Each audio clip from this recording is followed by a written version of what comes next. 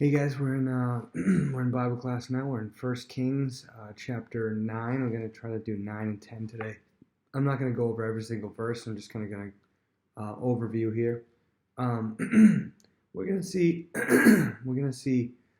a change in Solomon a bit from what we saw a few chapters beforehand. The building of the temple was something that was really great for Solomon to do, but it kind of changed him, and it changed him not necessarily for the better. We see at the end of the description, you guys saw the description of the temple in the previous chapters. At the end of one of the chapters, it talked about him also building, in addition to the temple, he built himself a palace right next to it. And the palace is wonderful and everything. But we see this kind of changes him, and he starts to kind of have faith in stuff. And we see Solomon is the perfect example of what it's like. You know, we sometimes think we'd be happy if we just had a little bit more, or just a little bit more. If I just had, you know, a couple more video games and a little bit more of this and a little bit more of that, we think we'd be happy. But Solomon's a perfect example of somebody that never didn't get what he wanted. He got everything he wanted and was unhappy. It said in verse 9, and it came to pass when Solomon had finished building the house of the Lord and the king's house, meaning the temple and the palace, and all Solomon's desire, which he wanted to do, that the Lord appeared to Solomon a second time. So God appears to him. He had built the temple already, and then he built the palace. He already had the labor force. He's like, well, I don't want it to go to waste. I might as well build, palace, and I might as well build this and build that. God appears to him again. In verse 3 says, I have heard your prayer and supplication that you made before me. I've consecrated this house which you put to my name forever, and my eyes and my heart will be there perpetually. It's like I've heard your prayer about making this temple. Yep, and I will honor that, and I will allow you to meet with me there. But he gives him an offer. He said, if you walk before me as your father walked, integrity and heart and uprightness, doing all that I've commanded you, keep my statutes and my judgments, then I'll establish the throne of your kingdom over Israel forever. He's like, basically, do good things, and you will be all set. You'll be established forever. But verse 6, but if you or your sons at all turn from following me and do not keep my commandments, verse 7, then I will cut off Israel from the land I've given them. This house will be consecrated for my name. I will be cast out of my sight. Israel will be a proverb, meaning like a joke among all the peoples of the earth. And so God warns him, you do well, it's going to go great. But if you disobey me and your sons disobey me, it is not going to go well. I will, not wipe you guys out, but make you a joke to the other nations. Verse 10 talks about Hiram. You guys remember Hiram? That he was the guy that he got all these trees from. And it said it happened at the end of 20 years. So this is 20 years into Solomon's reign. Solomon had built the two houses, the house of the Lord and the king's house. And Hiram had supplied cedar and cypress and gold as much as he desired. King Solomon then gave Hiram 20 cities in the land of Galilee. So they had this big exchange. Remember, Hiram wanted for the trees of the temple, he wanted just some food. But now Solomon has gone on a lot more building projects, and so the price has gone up.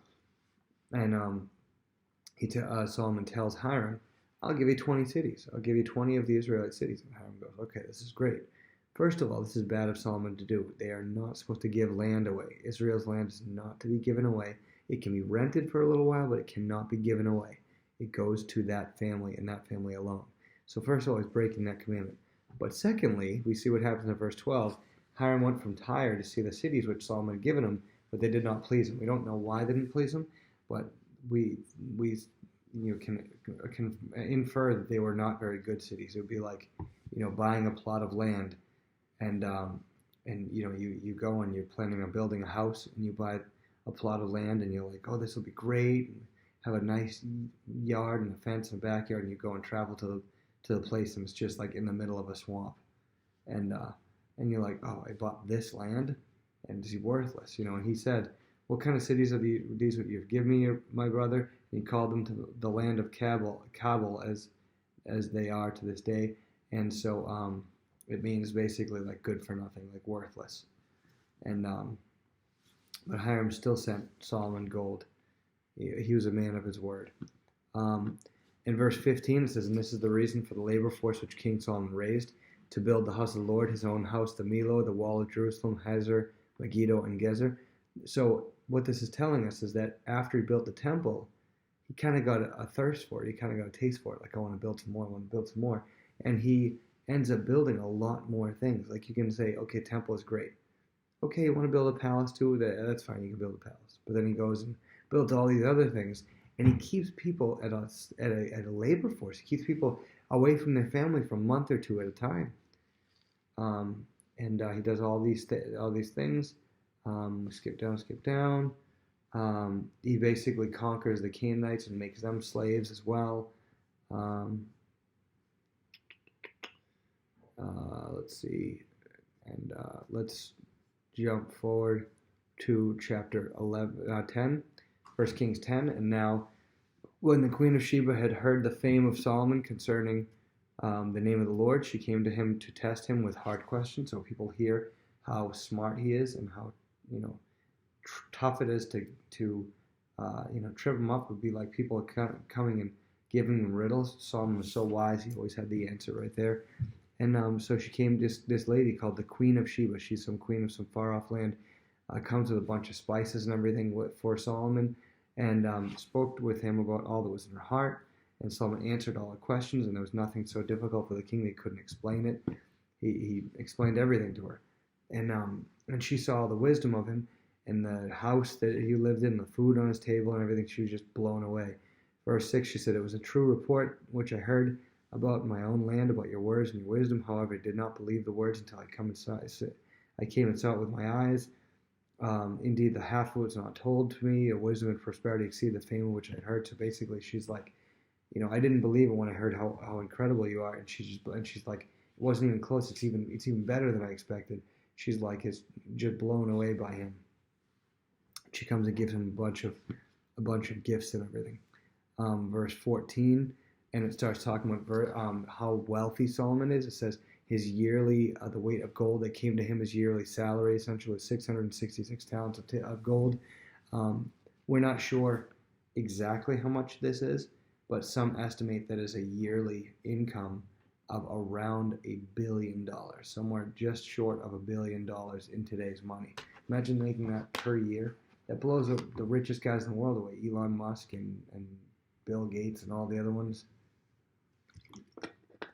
They're worth a certain amount of money, but he would make $1 billion per year. It's pretty crazy. Well, maybe it's not more than those guys are worth total, but I don't know. He would make about $1 billion a year. He'd be pretty rich.